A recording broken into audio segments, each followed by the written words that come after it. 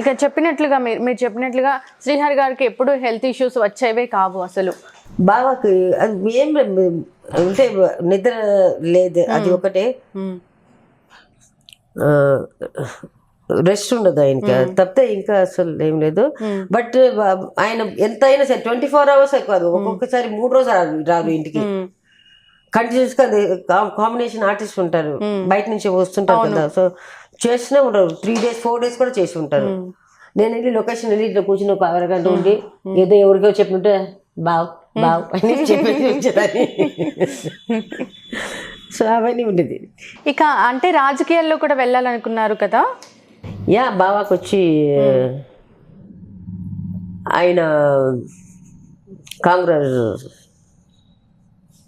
ఆయన అంటే బాగా పిచ్చి. అదే జాయిన్ అయ్యారు కదా, జాయిన్ అయ్యారు. ఆయన అంటే బాగా పిచ్చి. తర్వాత వచ్చి ఆయన పోయినప్పటికీ మేము చెన్నై షూటింగ్లో ఉన్నాము. ఆ షూటింగ్లో ఏదో వార్త వచ్చి ఎవరో చెప్పారంట, ఇట్లా హెలికాప్టర్ పడిపోయింది అని చెప్పగానే నేను టీవీ చూస్తున్నాను మధ్యాహ్నం హోటల్లో. వచ్చేసారు, వచ్చి ఏడుస్తున్నారు. ఏమైంది బాబా, ఏమైంది? నాకు భయం అయిపోయింది. ఏమైంది బాబా, ఏమైంది బాబా? అసలు ఏం చెప్పలేదు. ఇట్లా రాజశేఖర్ గారు ఒకటే నెక్స్ట్ ఫ్లైట్ పట్టుకొని వచ్చాము, వచ్చి నన్ను దించేసి వెళ్ళిపోయారు, అక్కడ వెళ్ళిపోయారు. తర్వాత ఆయన పోయిన తర్వాత అది రావట్లేదు ఆయనకి. నాకు వచ్చింది, వస్తే నాకు వచ్చి నేను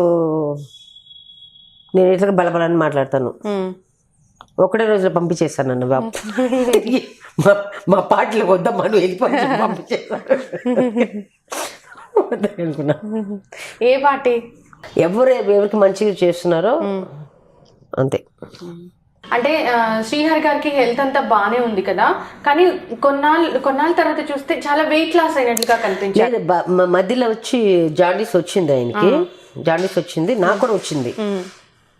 బట్ ఆయన కంటే ఎక్కువ నాకే ఉండింది. నేను బయటకు వచ్చేసాను. బట్ నేను ఇంట్లోనే ఉంటాను కదా, but he has to work. So ఆయన పొద్దున వెళ్ళిపోతారు, రాత్రి ఎప్పుడో వస్తారు. అక్కడ భోజనం ఓన్లీ పెరుగన్నమే తప్పితే ఇంకా అసలు ఏం తినకూడదు. సో ఆయన సినిమాలో ఎట్లయినా ఒక 5-6 ఫైట్లు ఉంటుంది, మొత్తం అన్ని పరిగెత్తడం ఇదే ఉంటుంది బావది. సో ఫుడ్ సరిగా లేదు, ఫ్రూట్స్ కూడా కొన్ని ఫ్రూట్స్ తినకూడదని చెప్పేశారు. దానికి అవును, అది తినకూడదు. కొబ్బరి నీళ్ళు తాగి ఎంత కొబ్బరి నీళ్ళు గ్లూకోజ్ ఏది ఎట్లా ఉంటుంది.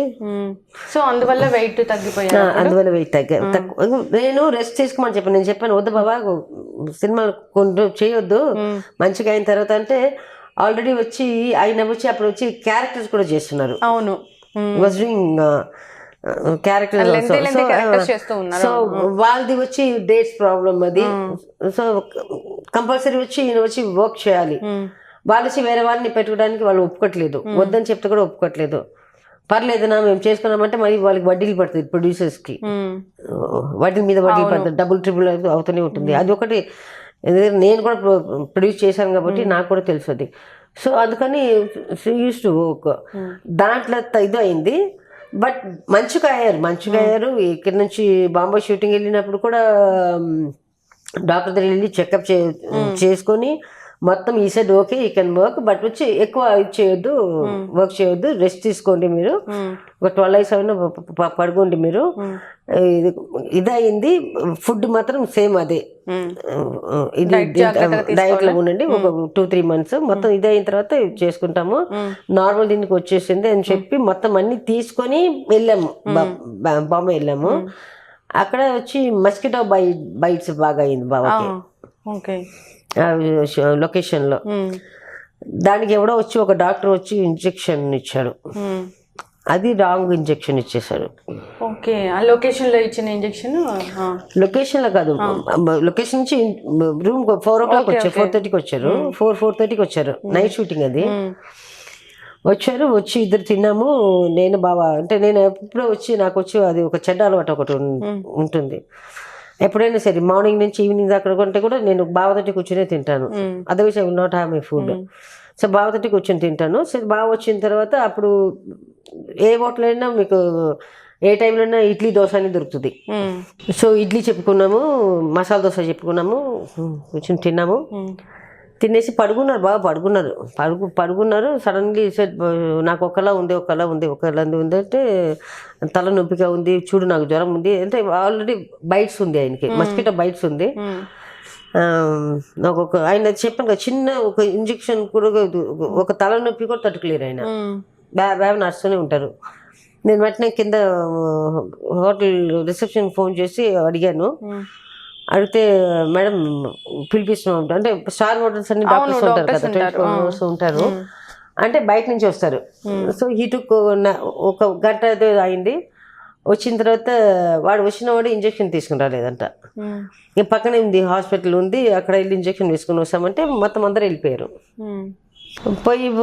పోతే మధ్యలో ఫోన్ చేసాను, 1 hour అయింది ఇంకా రాలేదని చెప్పేసి పక్కనే అని చెప్పారు కదా, నేను ఫోన్ చేస్తే ఇంకా లేదు నేను పడుకుంటానే, ఇప్పుడే కదా వచ్చాను, నాకు నిద్ర వస్తుంది, నేను వెళ్ళి అక్కడ ఇంజక్షన్ వేసుకుని తర్వాత నీకు ఫోన్ చేస్తాను అని చెప్పారు. అంతే, అది లాస్ట్ మాట్లాడింది. తర్వాత 10:30 అయింది, 11 అయింది. ఫోన్ చేస్తే ఎవరు ఫోన్ ఎత్తరు, మొత్తం స్టాఫ్స్ మొత్తం అందరూ వెళ్ళిపోయారు బావతోటి. నాతోటి ఒక ఆయన అసిస్టెంట్ ఒక అబ్బాయి మాత్రం నాతోటి ఉన్నారు, మిగతా అందరూ వెళ్ళిపోయారు. ఫోన్ చేస్తే లేదమ్మా సార్ని అడ్మిట్ చేశారు. ఏమైందనంటే జ్వరం ఉందంటమ్మా, అడ్మిట్ చేశారు అంటే బండి పంపించలేదన్నా, ఇంకా వెళ్ళి ఇంతసేపు అయిందంటే పంపించారమ్మంటే బాంబే తెలుసు కదా మీకు, ట్రాఫిక్, వాళ్ళు వెళ్ళడానికి 1.5 గంట పట్టిందంట, మరి నా దగ్గర రావడానికి 1.5 గంట పట్టింది. వెళ్ళినప్పటికీ ఆల్మోస్ట్ వెళ్తే ఏమైంది అన్నారు. ఎట్లా ఉంది బావ అన్నాను. ఏం లేదు జ్వరమే అంటున్నారు, ఇంజక్షన్ వెళ్ళిపోతాం, సాయంకాలకి వెళ్ళిపోతామే అన్నారు. పిల్లలతోటి మాట్లాడామంటే లేదు బావ నేను వచ్చేసాను కదా అంటే ఫోన్ చేశాను. లేదు బావ అంటే ఫోన్ చేసి ఇవ్వమని చెప్పారు. ఫోన్ చేశాను, ఫోన్ చేసి పిల్లలతోటి మాట్లాడారు. ఈవినింగ్ ఫ్లైట్ వేయమని చెప్పాను. చిన్నాడు వచ్చి చాక్లెట్స్, వాడు బాగా పిచ్చి చాక్లెట్స్ అంటే, ఇంకా అన్నం గిన్నం మేము వద్దు, chocolates, cool drinks, ice cream అది ఉంటే చాలు వాడికి. వాడు వచ్చి అప్ప నాకు ఈ చాక్లెట్ కావాలి, ఆ చాక్లెట్ కావాలి, వాడు చెప్తాడు. ఏ ఎయిర్పోర్ట్ ఏమేమి దొరుకుతాయి అన్నీ తెలుసు వాడికి. అక్కడ ఇది దొరుకుతుంది అప్ప, అమ్మ తీసుకుని రాదు, నువ్వు చెప్పా ఇది తీసుకురా ఇది తీసుకుని చెప్పి మాట్లాడుకొని ఫోన్ పెట్టేసాము. నేను బయటకు వచ్చేసి మళ్ళీ లోపలికి వెళ్తే వచ్చి ఒక దీంట్లో వచ్చి ఒక ఇంజక్షన్ వేసి వెళ్ళారు. ఐసీయూలో ఉన్నారు బాబా. ఇంజక్షన్ వేసి వెళ్ళారు. అప్పటిదాకా మంచిగా మాట్లాడుతుంటే ఈ స్టార్ట్ బల మాట్లాడలే, కళ్ళు ఇట్లా మూసుకుని పోతుంది. ఏమైంది బావ అని బయటకు వెళ్ళి పిలుస్తుంటే నాకేమో హిందీ రాదు. అరుస్తుంటే తర్వాత వచ్చారు. వచ్చి చూసి నేను అప్పటికి బాస్టర్కి బాబురావుకి ఫోన్ చేస్తున్నాను, అంటే బాబా స్టాఫ్స్ అందరికి. అన్న వాళ్ళందరూ నా బ్యాగ్ మొత్తం వాళ్ళ దగ్గర ఉంది. నాకు ఎవరి నంబర్ వచ్చి నాకు దీంట్లో ఉండదు. బావ నంబరు నా పిల్లల నంబర్ ఉంటుంది నా దగ్గర, మిగతా వాళ్ళ నంబర్ అసలు ఉండదు. నా ఫోన్ నుంచి త్రూ ఫోనే చూస్తాను. నా ఫోన్స్ మొత్తం నా దగ్గర వచ్చి 4 నంబర్ ఉండేది అప్పుడు. నా ఫోన్స్ అన్ని దాంట్లోనే ఉంది. బాస్టర్ నంబరు తెలియదు నాకు, బాబు నంబర్ తెలియదు. వచ్చి బయటకు వచ్చి మొత్తం 3 బిల్డింగ్ ఉంటుంది అది హాస్పిటల్, లీలావతి హాస్పిటల్. సో ఎక్కడ పోయినా కనిపించలేదు వీళ్ళు. ఆల్మోస్ట్ గంటన్నర తర్వాత వచ్చిన తర్వాత చెప్పాను, అన్న ఇట్లా అయిందన్న రండి అన్న అంటే ఆల్మోస్ట్ 2:30 ఉంటుంది అనుకుంటా. వచ్చి అన్న ఇట్లా ఇదైందన్న, కళ్ళు మూసుకొని పోయింది అంటే మళ్ళీ ఎట్లా లోపలికి పోవాలన్నా బాబాను చూడాలి. నన్ను ఎలా కొట్టేశారు. నేను బాబా అట్లా ఇది చెప్పిన స్టార్ట్ క్రైయింగ్, ఏడ్చుకొని అరవడం మొదలు పెట్టేశాను. అరుచుకొని పెడితే వచ్చి నన్ను ఎలా కొట్టేశారు బయటికి. మళ్ళీ లోపల వదలట్లేదు. మళ్ళీ వీళ్ళు నెత్తుకొని వెళ్ళి మొత్తం ఏం చేశాను, మొత్తం ఎవరో వెళ్తుంటే వాళ్ళు వెనక నుంచి దూక్కుని ఇట్లా వెళ్ళిపోయాను, లోపలికి వెళ్ళిపోయాను. ఐసీయూ లోపల వెళ్ళిపోయాను. వెళ్ళిపోతే ఫుల్ బ్లడ్, మొత్తం ఫుల్ మంచం మొత్తం బ్లడ్, కిందంతా బ్లడ్ మొత్తం. డాక్టర్స్ అందరూ లోపల ఉన్నారు. వెళ్ళి చూసాను, ఐ కెన్ స్టార్టెడ్ క్రైయింగ్. నన్ను బలవంతం తీసుకుని బయటకు పెట్టేస్తారు. అది కూడా బిల్డింగ్లో కూడా పెట్టలేదు, బయటకు తోసేస్తారు. వచ్చి అక్కడ వచ్చి ఫస్ట్ లోపలికి ఎంటర్ అవ్వడం లీలావతి హాస్పిటల్ వచ్చి ఈ డెడ్ బాడీస్ పెడతారు కదా, దాన్ని మార్చి గేట్ పక్కన ఉంటుంది అది. అక్కడ ఇట్లా కూర్చున్నాను, నాకు తెలీదు. మళ్ళీ నా దగ్గర ఫోన్ లేదు. ఈ అన్నయ్యలేమో డబ్బులు కడుతున్నారు, తిరుగుతున్నారు. చూసా సాయంకాలం వచ్చి మా చెల్లి నా తమ్ముళ్ళు అందరూ వచ్చారు. వస్తే నేను ఊరికి మా అంటే చెల్లికి వచ్చి కొంత ఫ్రెండ్స్ ఉన్నారు బాంబేలో. సో వాళ్ళని చూడడానికి వచ్చింది అనుకున్నాను. ఏమైందంటే ఏం లేదు, నాకు బావ పోయింది, నాకు రాత్రి దాకా అసలు ఎవరు చెప్పలేదు. ఇక్కడ న్యూస్లో కూడా వచ్చేసిందంట, నాకు అసలు ఎవరు చెప్పలేదు. నేను మాత్రం కూర్చొని ఏడుస్తూనే ఉన్నాను. మేకప్ అని ఎవరు కనిపించలేదు. ఏదో ఫోన్ చేయాలంటే వాళ్ళ నంబర్ తెలియదు నాకు. ఫోన్ బయటకు పోతే డబ్బులు లేదు. బ్యాగ్ నా హ్యాండ్ బ్యాగ్ వచ్చి అన్న దగ్గర ఉంది డబ్బులు. ఇక్కడ హైదరాబాద్ కంటే నా పిల్లల నంబర్ నాకు తెలుసు, లాస్ట్ నెంబర్ ఒకటే తేడా ఉంటుంది, మా మొత్తం అందరి నంబర్ 4 నంబరు. సో చేయాలంటే కూడా డబ్బులు లేదు.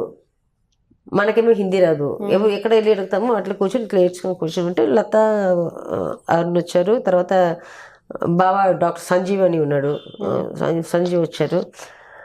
వచ్చి వదిన ఏం కాదు వదిన, ఏమో కాదు వదిన అన్నాడు సంజీవ్. లేదు సంజీవ్, నాకు బ్లడ్ చూశాను సంజీవ్ అంటే, లేదు వదిన నేను చూసుకుని. అతను డాక్టర్, అతను వెళ్ళి చూసుకొచ్చి ఏం కాదు వదిన మంచిగా అయిపోతుందంటే, మళ్ళీ నా తమ్ముడు మా చెల్లి వస్తారు, అరుణ్ లత ఇద్దరు వస్తున్నారు. వచ్చి ఏం లత అంటే, ఏ శాంతి ఊరికి వచ్చాము, బావ ఇట్లా ఉన్నారంటే, బాగానే ఉన్నారు లత, కానీ ఇట్లా బెడ్ ఇది చూసాను భయంగా ఉంది అంటే, అదంతా ఏం కాదు నేను వెళ్ళి చూసుకొని వస్తానని చెప్పి వీళ్ళు వెళ్ళి చూసుకుని వచ్చారు. వచ్చి ఏం కాదు మంచిగా అయిపోతుంది అని చెప్పేసి వాటర్ దాకా వెళ్ళి వస్తాము అన్నారు. తిన్నాము పొద్దు నుంచి అంటే, నేను రాత్రి వచ్చేసాము కదా, ఎర్లీ మార్నింగ్ వచ్చేసాము కదా. చెప్పాను తినలేదు లత అని చెప్పాను. వెళ్ళి ఫ్రెష్ అయ్యి వస్తాం నేను కూడా వాష్రూమ్కి వెళ్ళాలంటే, ఇక్కడ బాగుండదు హాస్పిటల్లో, వెళ్ళామో పోతే అన్ని ప్యాక్ చేస్తుంది. ప్యాక్ చేసి నేను చెప్పాను కదా, బావాన్ని మెడ్రాస్ తీసుకెళ్ళిపోతాం, ఇది మెడ్రాస్ కానీ హైదరాబాద్ కానీ తీసుకెళ్ళిపోతాము. పోతామంటే సరిశాంతి అని చెప్తే వస్తుంటే మళ్ళీ వస్తే ఒక కాఫీ తీసుకొచ్చి ఇచ్చింది, హోటల్ ఆర్డర్ చేసింది. నేను చెప్పాను నాకేం వద్దు, నాకు వద్దు, హాస్పిటల్కి వెళ్ళిపోతామంటే రెడీ అయింది. మొత్తం బట్టలని ప్యాక్ చేసుకుని బావని తీసుకొని హైదరాబాద్ వెళ్ళిపోతాము అని చెప్పింది. సరే అని చెప్పి వచ్చేసాను. మొత్తం అన్ని ప్యాక్ చేసుకుని వస్తుంటే మొత్తం బండిలు వస్తుంది లోపలికి. వస్తే జనాలు మొత్తం ఫుల్ జనాలు. వాళ్ళకి అప్పుడు దాకా శ్రీహరి అంటే ఏమని తెలియదు హాస్పిటల్లోకి. ఆయన ఒక నటుడు అని ఇక్కడ ఆంధ్రప్రదేశ్లో ఫేమస్ అని తెలీదు.